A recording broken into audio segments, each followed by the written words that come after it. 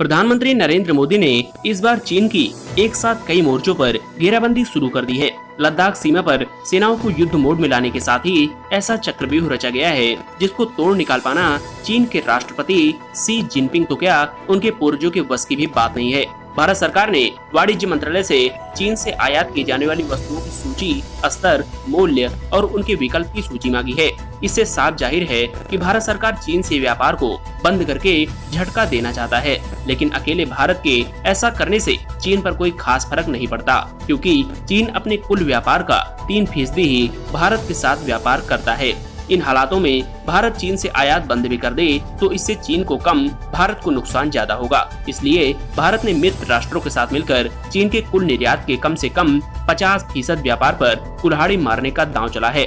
भारत और मित्र राष्ट्र America, Britain, France, Germany, Maldives और श्रीलंका जैसे राष्ट्रों के साथ मिलकर प्लान बनाया है। इस प्लान के तहत पहले भारत, फिर अमेरिका और फिर ब्रिटेन इत्यादि देश चीन के साथ व्यापार को एक एक बंद कर देंगे। इस बीच चीन के विकल्पों को खोजा जाएगा और जरूरी वस्तुएं मंगवाई जाएंगी। चीन के निवेश को रोका जाएगा और पुराने समझौतों की पुनर्समीक्षा की जाएगी। इस कड़ी में भारत ने चीन से टायर आयात पर प्रतिबंध लगा दिया है तथा चीनी निवेश रोक दिया है। इसी तरह ब्रिटेन ने चीन के साथ हुए व्यापार और निवेश समझौतों की समीक्षा किए जाने की बात कही है। अमेरिका ने चीनी सामान पर टैरिफ बढ़ा दिया है।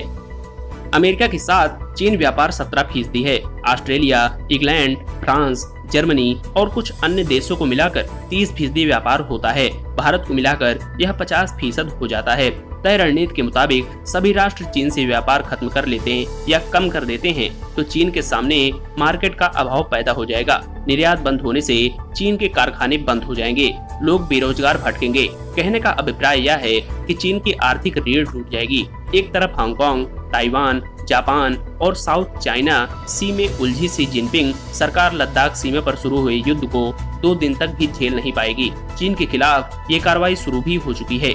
बहरहाल भारत के कुल आयात में चीन की 14% हिस्सेदारी है और सेलफोन, टेलीकॉम, पावर, प्लास्टिक के खिलौने और क्रिटिकल फार्मा इंग्रेडिएंट्स जैसे अहम सेक्टरों में चीन का दबदबा खत्म हो जाएगा और चीन घुटनों पर आ जाएगा। सरकार ने हाल ही में चीन से टायर के आयात पर पाबंदी लगा दी है। साथ ही पड़ोसी देशों से होने वाली विदेशी निवेश के लिए पूर्व मंजूरी लेना अनिवार्य कर दिया है। इसका मकसद कोरोना काल में घरेलू कंपनियों को अवसरवादी अधिग्रहण से बचाना है। इस कदम से खासकर चीन से आने वाले